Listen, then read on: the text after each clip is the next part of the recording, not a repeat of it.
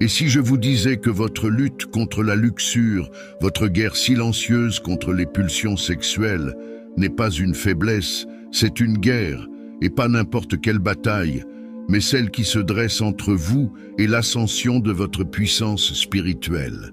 Chaque fois que vous refusez la tentation, vous n'évitez pas seulement le péché, vous libérez l'autorité, une autorité que le monde ne peut voir. Le monde spirituel ne peut ignorer. Il ne s'agit pas de maîtrise de soi, il s'agit d'un but, il s'agit d'un feu sacré, il s'agit du poids divin que vous êtes né pour porter. Et si vous regardez ceci en ce moment, vous savez déjà, au fond de vous, que vous n'avez jamais été destiné à être moyen. Vous le ressentez, ce tiraillement silencieux dans votre poitrine, cette étrange déconnexion avec la foule, cette façon dont la luxure essaie de vous maintenir dans le bas, parce que le ciel vous appelle à un monde plus élevé. Soyons clairs, 90 jours sans sexe, 90 jours sans masturbation, ce n'est pas seulement une cure de désintoxication. C'est une renaissance spirituelle.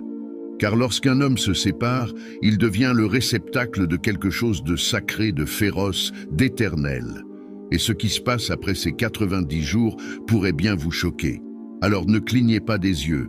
Ne passez pas à côté, ne détournez pas le regard. Ce message ne s'adresse pas à tout le monde, il s'adresse aux élus. Et si ce mot éveille quelque chose en vous, vous savez déjà qui vous êtes. Cliquez sur « J'aime » dès maintenant. Abonnez-vous si ce n'est pas encore fait.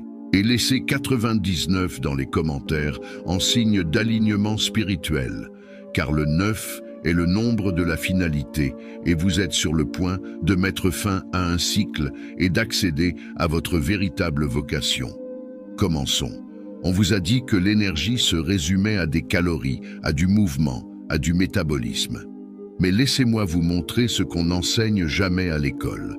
En vous abstenant, en rompant avec le cycle incessant de l'épanouissement sexuel, vous ne préservez pas seulement votre force physique, vous réveillez votre énergie spirituelle. Cela commence subtilement.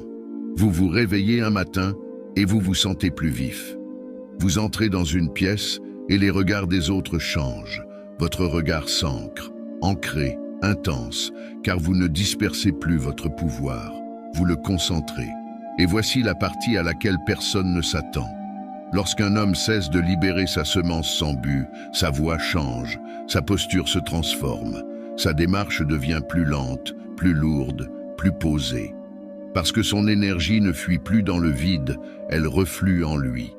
Voyez-vous, votre graine n'est pas seulement